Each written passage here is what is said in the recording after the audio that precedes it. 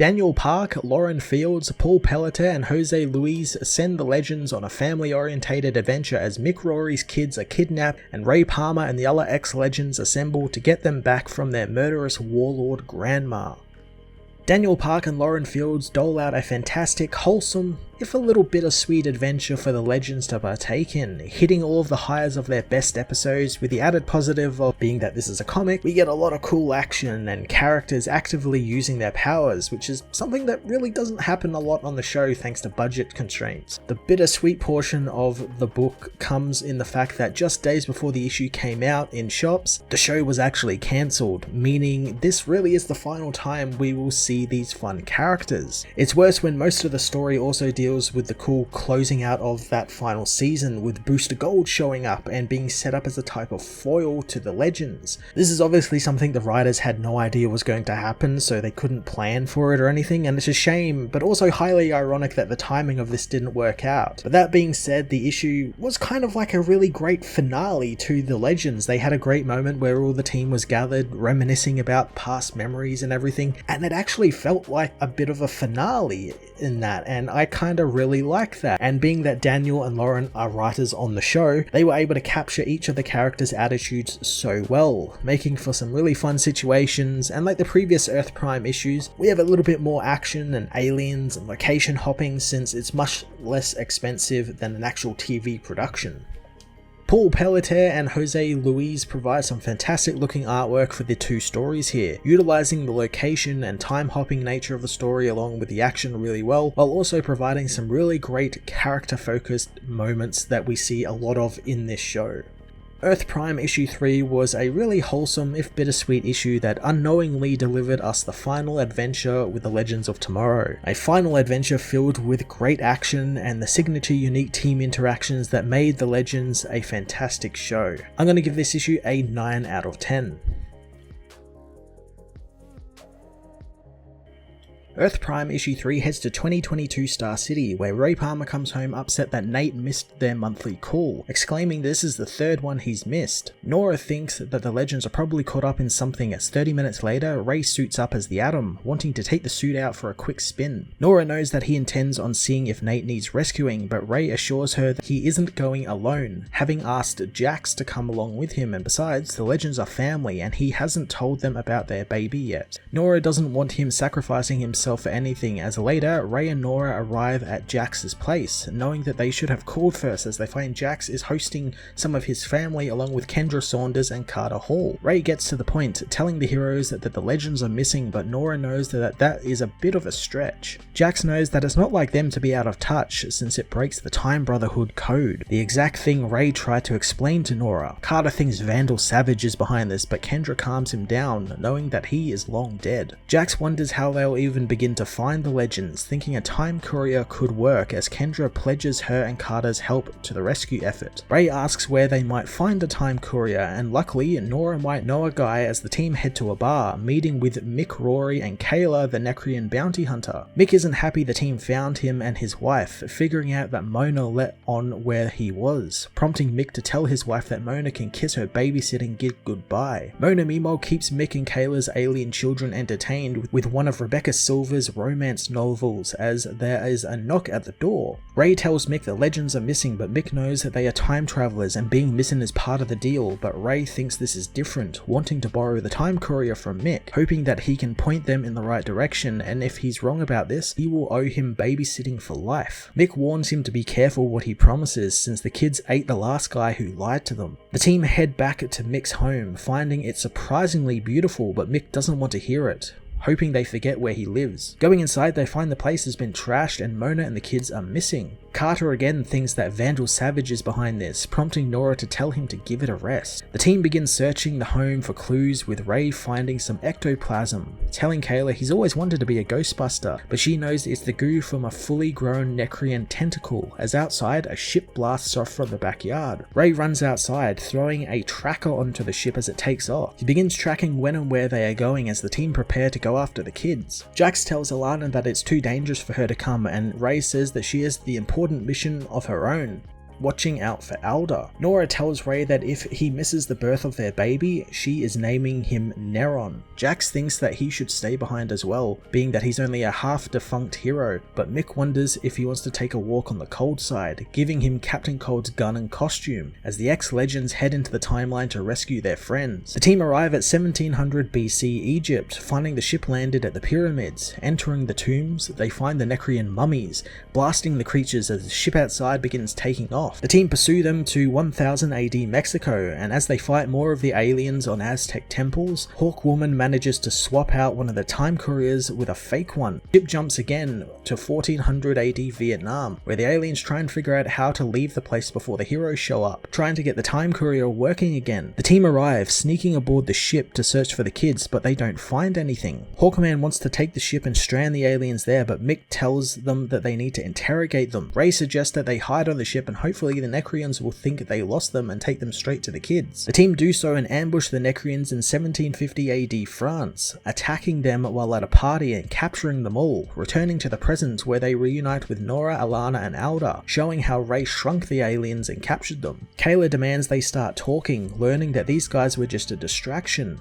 while other aliens took the kids to Necria to Kayla's mother, shocking the team. Mick is surprised that his kids have a grandma, wondering why Kayla never mentioned anything, so the woman says that she doesn't talk about it for a reason and her mother was one of Necria's most powerful warlords, teaching her everything she knows about battle and war, and she expected her to be the best of the best. The pressure was too much for Kayla and she had to leave Necria to get out from her shadow, and now it looks like she's dragging the kids back into the family business, making this officially her problem alone so Mick can stay out of it. Mick refuses to since they take care of their kids together. Jax says that the legends don't back out of a mission no matter how crazy or dangerous, and the legends help legends, and while Kayla technically isn't a legend, she is with Mick and that makes her an honorary member. The team board the ship and blast off as Alda asks Nora about how she can grant wishes, being that she's a fairy godmother. As the ship speeds through space, the legends catch up with one another, talking about their recent adventures rescuing Sarah from a man bun wearing jerk who turned her into an unkillable alien hybrid. Carter thinks that no one is worse than Vandal Savage, prompting Kendra to tell him to let it go. The team talk about all of their past villains like Savage and Neron and Malice and the Fates themselves. Kendra thinks that it's hard to keep track of their enemies, but Ray thinks it's harder to keep track of all of them since there have been so many teammates come and go over the years. Jax knows that Martin Stein used to call the Wave Rider a revolving door, but the people who always walked in were always interesting and found a way to fit in. Ray knows it's because none of them actually fit in anywhere else, and he thinks that there will always be fun stories to tell Ava and Sarah at their wedding, but Mick reveals they already got married in 1925 thanks to an impending alien invasion, upsetting Ray since he now has so many follow-up questions. Kayla interrupts the chats, asking if someone can help her land the ship. Kendra thinks that she and Carter can, since in exploring their past lives, they have picked up a lot of Thanagarian engineering knowledge. As they leave, Ray thinks that they seem like they have their act together, thinking parenthood changes you. Mick doesn't think so, since he still thinks Kendra and Carter are still flying chicken people. Jax knows they had good parenting advice, and raising his own daughter used to make him sweat, and it's good Ray is nervous, since just because they saved the world a few times doesn't mean taking care of a baby is gonna come easy. Ray admits to being nervous, and Mick knows at least he won't have to deal with 48 half-alien children plus a human daughter with her own kid. The team soon arrive at Necria, dumping out the aliens they captured as Mick finds the inhospitable world a piece of crap.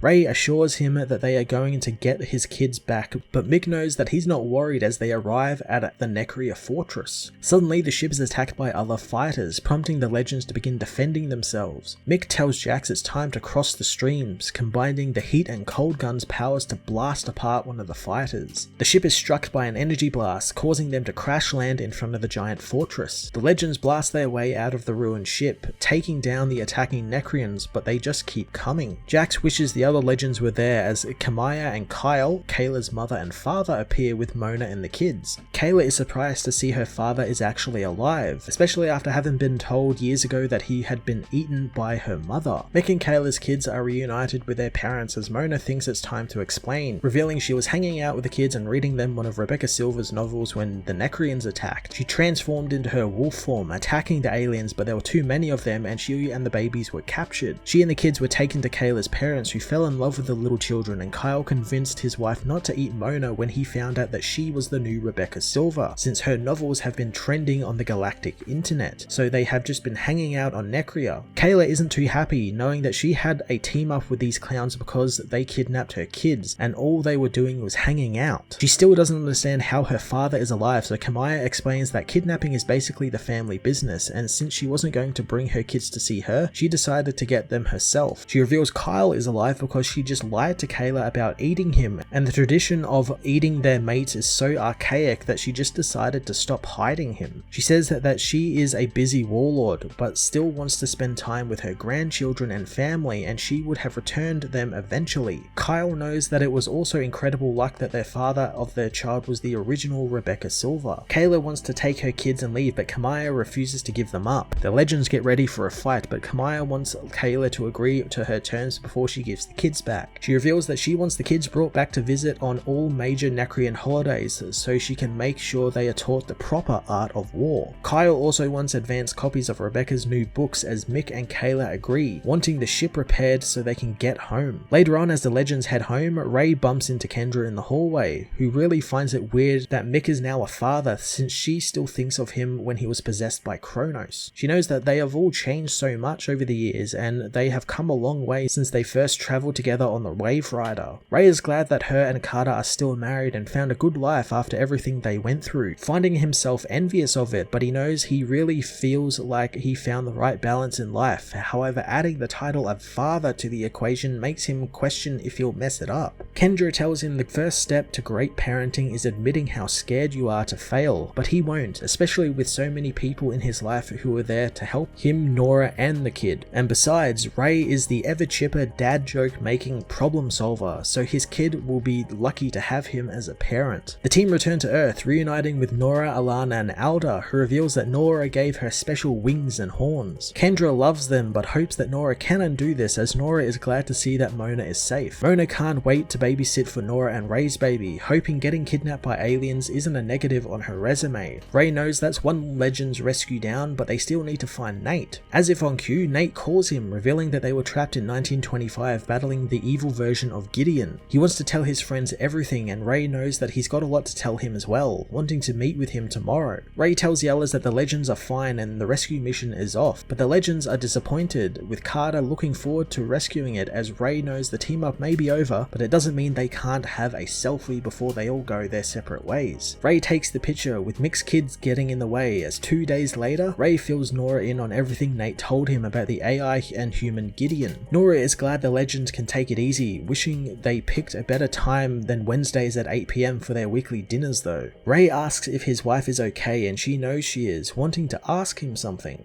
She says that if their child is a boy, she wants to name him Damien, after her father. She knows that he sacrificed himself to save her again, and despite their bad history, she still wants to honor him. Ray is more than happy to do that, knowing that he's been so nervous about being a dad that he should have realized she would have been thinking about her dad, knowing Damien Dark was their family as well. Nora knows that he's going to be the best parent ever, but Ray thinks that it's going to be hard to compete with an actual fairy godmother, but guesses they can probably share the title for the best parent. Years later, in 2049, the Legends gather for a drink. Ray knows the last time they gathered like this, Sarah and the Yellow Legends went missing and Mick's kids had all been kidnapped by their warlord grandma. Sarah knows they wouldn't have been stranded in 1925 had Mick not used the spare time courier for a beer run. Sarah is okay with it though, since it led them to meeting the human Gideon and Gwyn.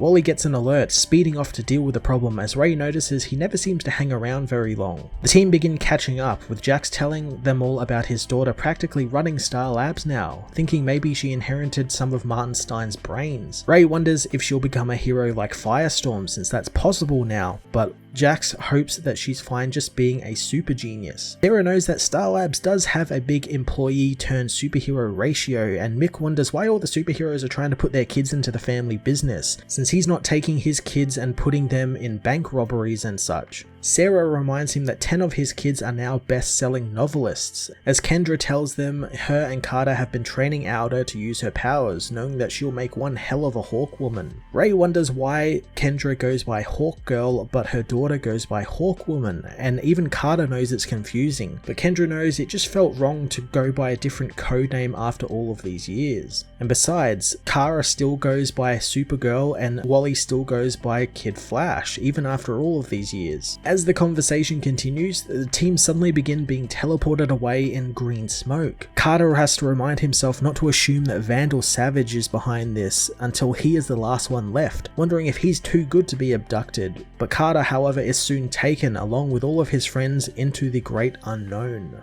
Elsewhere in time, Booster Gold arrives in 1916, freezing time between the Legends at his fixed point as he retrieves Skeets, taking him aboard the Legends Wave Rider and blasting off, knowing that the history books don't do the ship any justice. Booster heads into the temporal zone, knowing that he's got about 22 hours before the time resets and he's returned to his fixed point in time in 1916. He tries to get the time watch off his wrist, knowing nothing will actually work. As he begins to think it over, he wonders if the bracelet thinks time itself is stopped, and maybe then it'll fall off. He gets to work, rigging up a device as he talks about missing Skeets' nagging. He heads out into the temporal zone with the device he made, exposing it and the bracelet to the frozen time. The plan works, shorting the device out, meaning Booster Gold is now free to hit the town. Booster begins a romp through various timelines, having fun at Hayworld and watching a giant Bebo fight Malice. Soon he arrives in 1977 London, where he meets with Charlie, who knows it's been a long time since she saw Mike, wondering why he's wearing a weird World War I outfit. Booster is sorry that he missed her show, as Charlie laments how he should have come earlier to meet some of the Legends, but Booster knows he'll meet them eventually as he turns down Charlie's invitation to hit the town, knowing that he's spent enough time goofing off and he's got to get his act together to help his friend. Charlie knows that she could help him out since she's pretty good in a fight, but Booster spots the time police who have come for him. Charlie realizes that Booster is a time traveler like her, demanding he get out of there while she deals with the police. Booster races back to the Wave Rider but finds more of the time cops aboard. They arrest him, with one named Jurgens telling Booster that they all knew the moment he abandoned his fixed point in time, and that was his responsibility, and now he needs to help them bring in the Legends. Booster tells Jurgens that he can't help them after he screwed over the Legends, and they shouldn't be arrested as well. Jurgens says that he has his orders and he's ordering Booster to help them bring in the Legends, otherwise he will kill the real Skeets, prompting Booster Gold to agree to his terms.